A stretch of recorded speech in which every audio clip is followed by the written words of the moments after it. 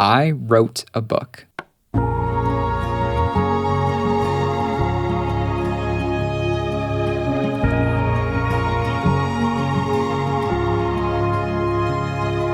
at that. That's crazy.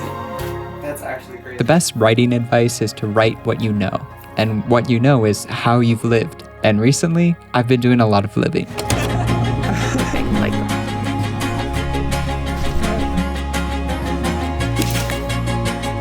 But the living that inspired this book happened a while ago.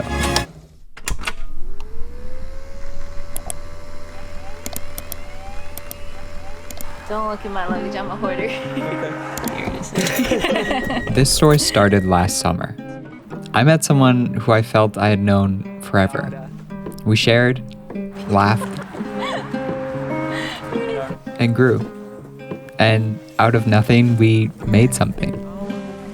Together. We had this long running joke about lemon trees. How to plant a lemon tree. Yeah. And I started putting something together in secret, just for her. And despite the distance, having that goal, working towards finishing that book, made the wait worth it. This is a tentative cover. Are you actually making a book? I guess we'll see. Wait, what?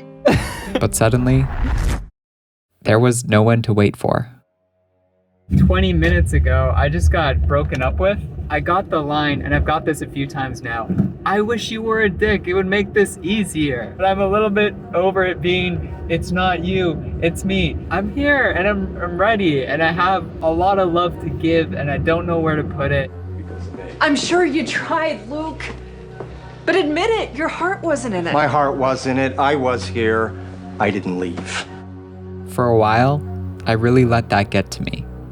This project that I started from a place of love was suddenly left incomplete in this well of hurt.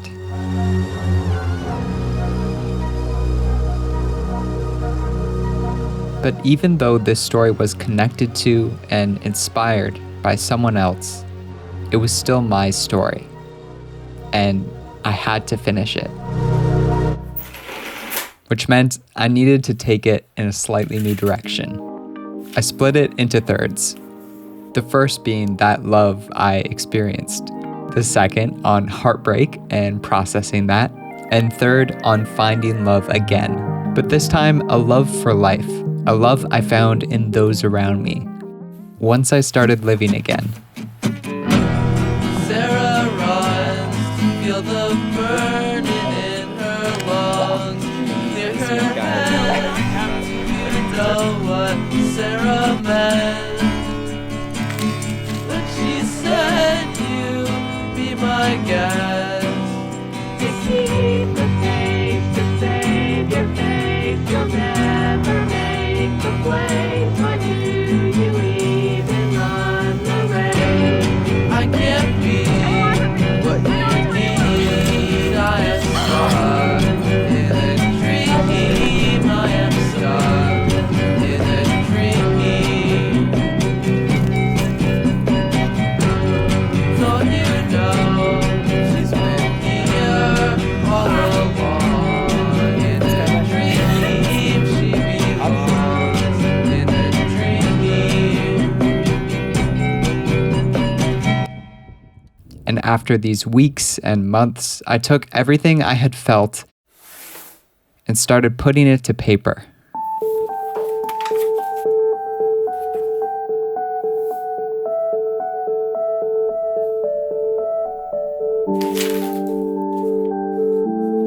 I've been coming to work early just so I can write on it for like 15 minutes. It's small, but I think it's really helping. Colin? I've quickly learned you can't force any of this. It's either I'll write a whole part in one day or nothing for like a week. But I feel like I'm seeing the light. I'm nearly there. It's coming together. I think I'm officially done the first draft. This is the first draft. I'm gonna send it for review like tomorrow. It's really surreal. So I found a local publisher, which is great, but we are having some communication issues. Definitely messed up, that's on me, but this is also my first time doing it, and that's also on me. After so many months of this, today's the day I'm going to pick them up.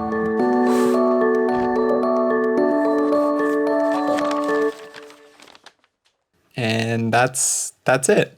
That's how you write a book. How to plant a lemon tree. This is it, just a little guy. It's literally the size of my head. This is a 54-page collection of poems, illustrations, and words that mean a lot to me. I've kept this under wraps for so long and only have recently started telling my friends about it. And even though it's super nerve-wracking, I'm so excited for the people in my life to get their hands on this. But there's someone very important who needs to get their hands on this first, which will happen now in part 2.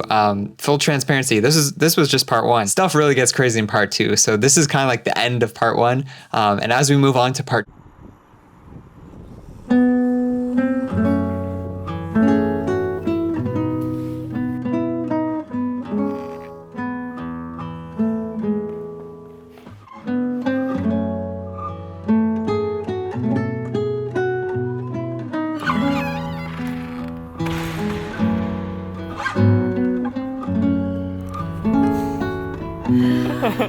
Hello, my friend. How are you?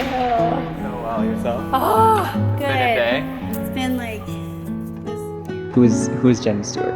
Jenny Stewart loves people, invests excellence. I don't know, just finds a richness in loving people, kind of on behalf of him, I think. That's beautiful. Yeah. Going back a few years, you were my grade 8 English teacher. You had this book report. I don't know what bug got in me, but I wanted to go You went there. above and beyond. You went there. You were extending, and then Yeah. you're like, "Let's go." And so we had lots of conversations about books. Yes. I remember Brad Kettner, this creativeness. I remember being stunned by your writing. Out of you came excellence. That's very kind. Thank No, you. no, it's not just kind, it's truth, but you still stay, right? And the person of who you are, and that you could hold story, and that narrative is so important to you. That's obvious. Appreciate That's that. just always part of who you are, right? Definitely. If anyone was to get this book first, it felt right that it be Jenny Stewart. And so I told her everything that I told you, how it started, the process, and the finished product. We had this long-running joke just out of a just happenstance thing about lemon trees. Okay. Okay. Hold on to that. Okay, holding. Okay, so if you caught that reaction, you know there's something I haven't told you yet. There's one more layer to this lemon. Back in the summer of 2022, I gathered with many others here to celebrate the life of a different high school teacher. And who else should get up on stage and share about that life than Jenny Stewart? I'm going to share a poem I wrote, if I may, with a person as relational and impactful as Mr. Howe. It's impossible for anecdotes to be all-encompassing because you guys hold his impact. But this poem's inspiration came from a couple of our colleagues and friends who were close to Matthew. Their connection point was lemons, of course. And so I'm going to read to you this poem. This picture of Matthew, the orchard gardener, and us, the lemon tree. I was absolutely floored by this moment of serendipity. If Jenny Stewart planted that seed, Matthew Howe nurtured it. He was my performing arts teacher for 5 years. He loved show tunes, Patsy Cline, and of course, lemons.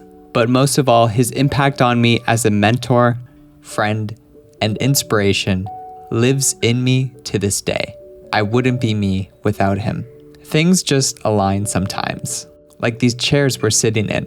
They belonged to Matthew.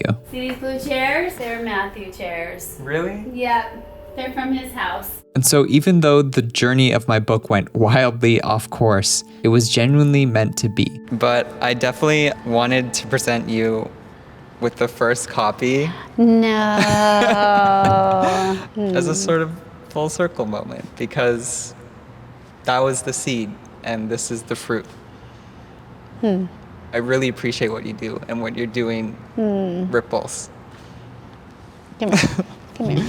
Thank you. Of course. Thank you. Yeah, I was already set on the title. I was already working on it. And then I came to Howe's life memorial. Oh gosh. You must have been like, I was stunned. So that even when the intention of why I started writing it Yeah. faded, I was like, No. there's still, Yep. this is still life, and this is still Yeah. worthy of putting out there. wow. Yeah. Yeah. Wow. But I think it's appropriate because I feel like he nurtured that lemon tree in you as well. Yeah. So I will accept on behalf of him as well. Absolutely. Yeah. That means a lot. Yeah. With that, the circle had been closed, the book completed, and now I just had to share it with the world.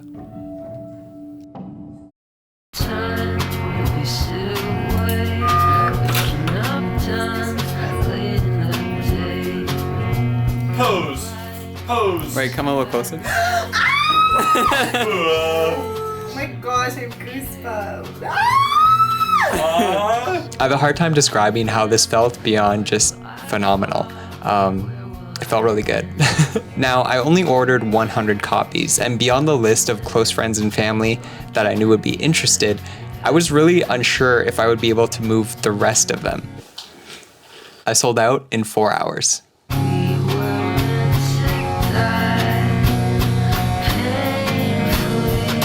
So between work, sleep, and remembering to eat meals, this was the most hectic week of my life. But it was so worth the effort because the feeling of giving the thing I treasure to the people that I treasure, I wouldn't trade that for anything. That's so nice.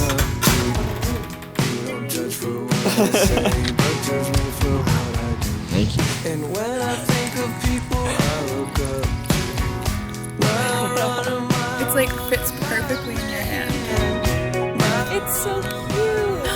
Oh my god. Did you draw all the pictures? Whoopie core who? Thank you. Oh my god, it's so cute. Yeah.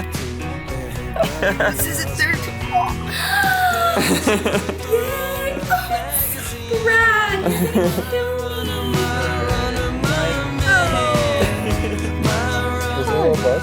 oh, dude, this is so sick. Yeah. Oh my god.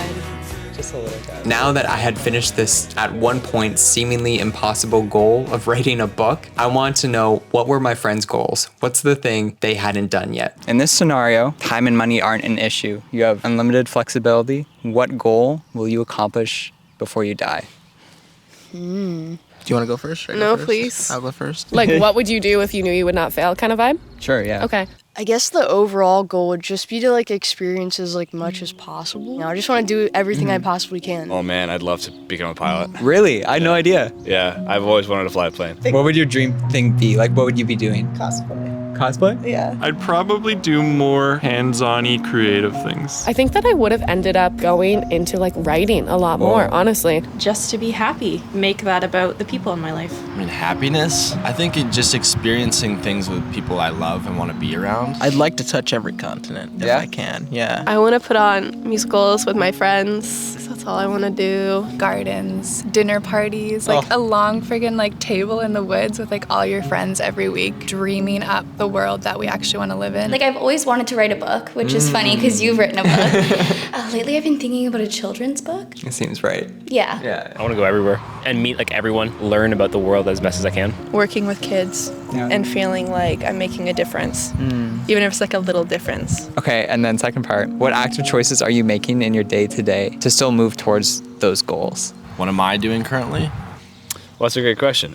Finishing my degree, trying to have a good balance of school and hobbies, taking time to do things I like. I've talked with my friends about putting on shows and what we would have to do. And it's not that hard. You just apply for grants and find a space and get the license and you're good to go. Because I don't need to get paid.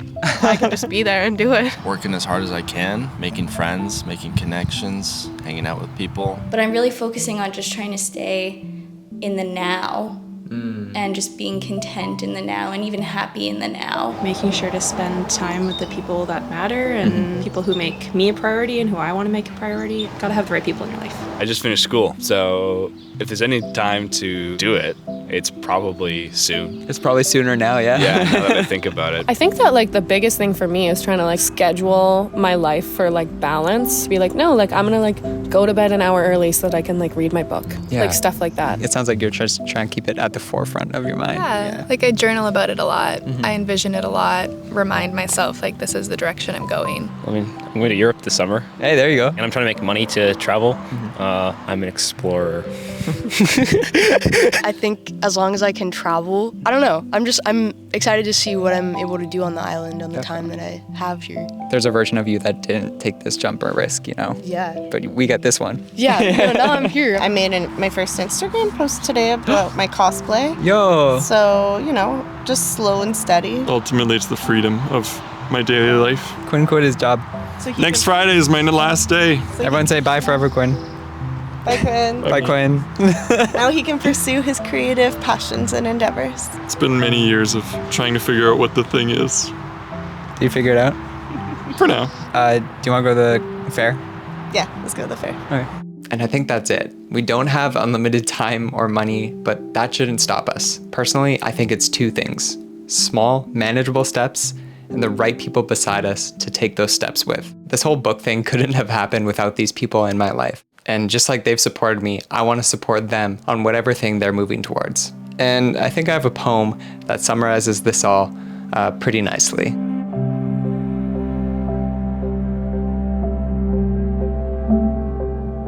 You were a grove, but not in the cliche, I was a tree, you were the sun type of way. The meadow was a meeting place, our little outer space for drifting cosmos and conversation, two of a feather. A space where what grew wasn't each other, but the things we planted together.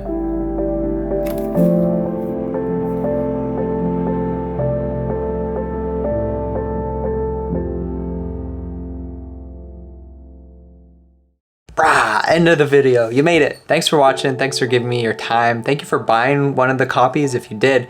And if you didn't, this is your opportunity now. I have about 3 or 4 left that I'd love to give out to someone watching this. Here's how it works. Leave a comment, give me some feedback, and also tell me what's a goal you're working towards. But the only rule is you have to believe it. I'll know if you don't. But again, thank you for letting me share this story. Get out there, get planting, and I'll see you soon.